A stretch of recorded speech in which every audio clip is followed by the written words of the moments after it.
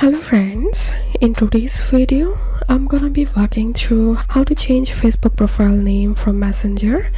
But before getting started this video, make sure to subscribe. How to do it: so open your Facebook Messenger and tap on your profile photo to the top left corner of the screen. Scroll down and tap on account settings. Tap on personal information and tap on name. Here you'll get the option to change your profile name.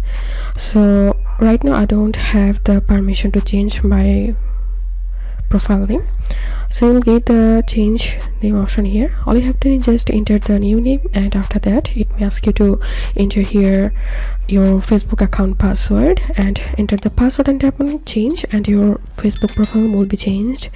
So that's how you can do it. If this video helped you, give a thumbs up and please consider subscribe to how to do it. Thank you for watching.